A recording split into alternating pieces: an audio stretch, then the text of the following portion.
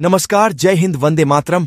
आज की तमाम पेंशन को लेकर 5 मुख्य बड़ी खबरों को जानते हैं सिर्फ 5 मिनट में। साथ ही सुप्रीम कोर्ट से 4 बड़ी नई घोषणाओं के बारे में भी बताने वाले हैं, जिसका सीधा असर आपकी ईपीएस पेंशन पर पड़ेगा। यह बदलाव डीए से लेकर महंगाई भत्ते के साथ पेंशन भुगतान तक होने जा रहा है।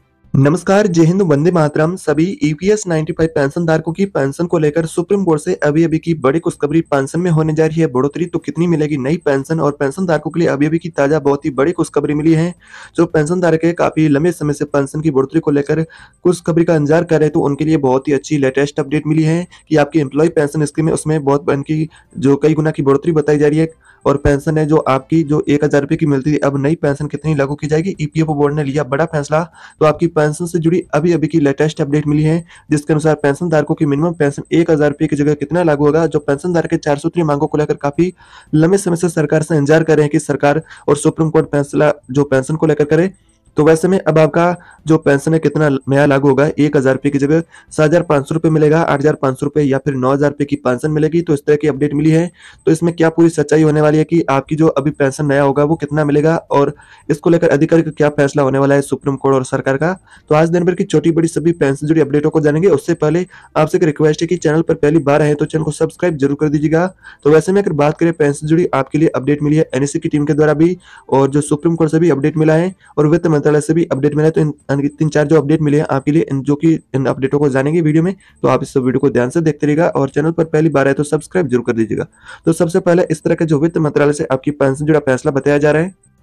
तो आपकी पेंशन को लेकर जो वित्त मंत्रालय से इस तरह की अपडेट बताई जा रही है कि वित्त मंत्रालय का पेंशन को लेकर बड़ा फैसला, पेंशन का बजट जारी और पेंशन पर हुआ अंतिम फैसला। तो आपको यानी कि पेंशन अब अंतिम फैसले के अनुसार कितनी मिलेगी, और यहाँ पर इस तरह की जानकारी बताई जा रही है कि कल से 27 राज्यों में पेंशन की राशि है जो बढ़ाने को लेकर जो मांग पेंशन धारकों के द्वारा की जा रही थी वो लागू होने वाली है। मिनिमम पेंशन अब नई कितनी लागू होगी, जो पेंशन को लेकर बजट जारी हुआ है इसकी पूरी सच्चाई क्या होने वाली है और पेंशन अब कितनी होगी उसकी पूरी सच्चाई आगे आपको देखने को मिलेगी। और साथ में अगली बड़ी अपडेट बताई जा रही है वित्त मंत्रालय से, और भी एक अपडेट मिली है। तो यहाँ पर पेंशन की राशि को लेकर कि आपकी जो पेंशन 1000 रुपए की मिलती है वो राशि अब 8500 रुपए के साथ में आपको डीए मिलेगा। और जो पेंशन धारकों की 4 सूत्रीय मांगे जिन्हें मंजूरी बताई जा रही है और साथ में आपका बजट बताया जा रहा है कि जारी हो चुका है। तो इस बजट और जो 8500 रुपए की पेंशन मिलेगी या फिर 7500 रुपए की या फिर 9000 रुपए की, इसके लिए क्या नियम शर्तें होंगी, उन्हें नियम शर्तों को भी जानेंगे किन पेंशन धारकों को कितनी पेंशन मिलेगी। और यहाँ पर अगला जो फैसला सुप्रीम कोर्ट से बताया जा रहा है कि सुप्रीम कोर्ट ने पेंशन को लेकर फैसला किया है। और यहाँ पर आपका अंतिम फैसला सुप्रीम कोर्ट से भी बताया जा रहा है कि नई लिस्ट जारी हो चुकी है, उस नई लिस्ट के अनुसार पेंशन धारकों को मिलेगी पेंशन। तो नई टेबल जारी हो चुकी, नई टेबल के अनुसार पेंशन धारक के सभी ईपीएस के उनको 9000 रुपए की पेंशन के साथ में डीए मिलेगा। तो आपकी मिनिमम पेंशन की बढ़ोतरी को लेकर सुप्रीम कोर्ट से इस तरह की खबर मिली कि 9000 प्लस डीए के साथ में आपको पेंशन मिलेगी, साथ में प्रीमियम मेडिकल की सुविधा का लाभ भी आपको देखने को मिलेगा। तो इस तरह का यानी कि पेंशन को लेकर अलग अलग यानी कि 3 अपडेट मिले हैं। तो यहाँ पर आपकी पेंशन आखिर अब कितनी बढ़ेगी, क्या इसको लेकर सरकार का फैसला होने वाला है। जो पेंशन धारक काफी लंबे समय से बेसब्री से इंतजार कर रहे हैं कि उनकी पेंशन की राशि में इजाफा किया जाए, तो आखिर आपकी पेंशन कब बढ़ेगी और कितनी बढ़ेगी। तो इस तरह की मीडिया रिपोर्ट के अनुसार अलग अलग अपडेट मिली है। तो लेकिन फैसला अभी तक आपकी पेंशन को लेकर ऐसा कोई भी जारी नहीं हुआ है कि पेंशन आपकी 8500 रुपए के साथ में डीए मिलेगी या फिर 7500 रुपए की पेंशन मिलेगी या फिर 9000 रुपए की पेंशन मिलेगी। तो सुप्रीम कोर्ट से इस तरह का अभी 10 मिनट पहले का फैसला बताया जा रहा है, लेकिन ऐसा फैसला फिलहाल कोई भी जारी नहीं हुआ है। जो पेंशन धारकों के लिए इस तरह की 4 सूत्रीय जो पेंशन को लेकर मांगे है वो अभी लंबी थी, जिसको लेकर एनएससी की टीम के द्वारा काफी लंबे समय से संघर्ष जारी है कि पेंशन धारकों की सरकार 4 सूत्रीय मांगों को पूरा करे। और एनएससी के कमांडर अशोक रावत के द्वारा जो पेंशन धारक है उनकी प्रमुख मांगों को लेकर संघर्ष भी जारी है। तो फिलहाल एनएससी की टीम से एक और भी जो पेंशन धारकों से मुलाकात हुई, यहाँ पर पेंशन धारकों ने एनएससी की टीम से पेंशन को लेकर क्या मांगे रखी है और पेंशन धारकों ने जो पेंशन को लेकर क्या मांग की है कि आपकी जो पेंशन धारकों की जो मांग है कि 7500 रुपए की पेंशन लागू किया जाए। तो उसको लेकर पेंशन धारकों ने जो एनएससी की टीम से मुलाकात में क्या सरकार से मांग रखी है। जो असंगठित क्षेत्र के कामगार मजदूर है उन्होंने अपना दर्द को बयां करते हुए पेंशन धारकों ने कहा कि जो पेंशन धारक के असंगठित क्षेत्र के अंदर कामगार है उनकी जो सेवानिवृत्ति के पश्चात कमाई का जरिया बंद हो जाता है। पेंशन एक कमाई का जरिया होती है, उससे पहले जो सैलरी मिलती है और सैलरी जो यानी कि रिटायर्ड होने के बाद नहीं मिलती है, पेंशन सिर्फ मिलती है। तो पेंशन ही कमाई का जरिया होती है, जो कि वर्तमान में कहे तो 1000 रुपए की पेंशन मिलती है, जो कि बंद के बराबर पेंशन धारकों का कहना है। और उनसे उनका जो बेटा है वो भी यानी कि जो उनकी कमाई बंद होने के कारण उससे घर से बाहर निकाल देता है। तो लेकिन जो पेंशन धारकों की सरकार से मांग की जा रही है कि जो पेंशन धारकों की मांग को सरकार पूरा करे, जो काफी लंबे समय से पेंशन धारक सरकार से इंतजार करे। साथ ही पेंशन धारकों ने आगे कहा कि सरकार पेंशन धारकों को जो 1,000 रुपए की पेंशन देकर के तृप्त हो जाती है, लेकिन जो उनसे यानी कि 1,000 रुपए की पेंशन धारक है उनको जो पेंशन मिलती है उनसे पेंशन धारक अपना भोजन खरीदे, वस्त्र खरीदे या फिर आवास या फिर मेडिकल की सुविधाएं, तो इन तमाम जो पेंशन धारकों की सुविधाओं से यानी कि जो उनको गुजरना पड़ता है, लेकिन उनकी 1,000 रुपए की पेंशन मिलती है उससे वो कैसे इन्हें सारी सुविधाएं का लाभ ले।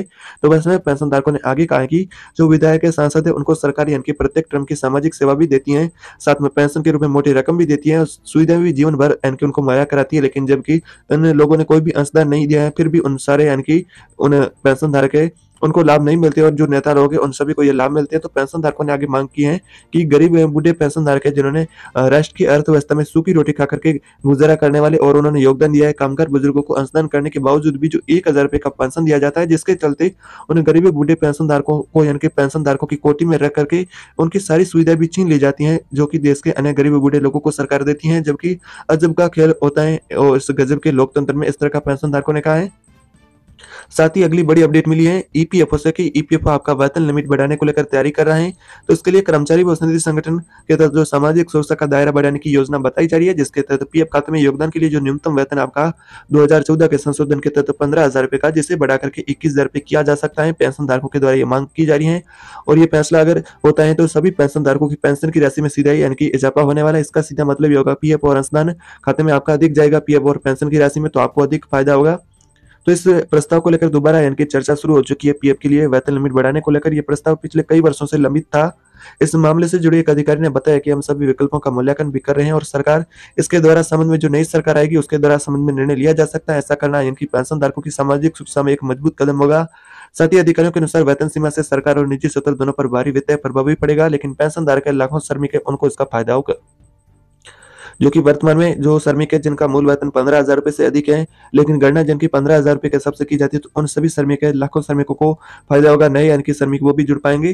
तो जो सेल लिमिट अभी वर्तमान में जो 18,000 रुपए से लेकर के 25,000 रुपए के यानी कि बीच में जो अनेक राज्यों में वर्तमान में मजदूरी है, तो वैसे में उस लिमिट को अगर सरकार वेतन लिमिट को 21,000 रुपए करती है तो उसका लाखों कर्मचारियों को फायदा भी होगा।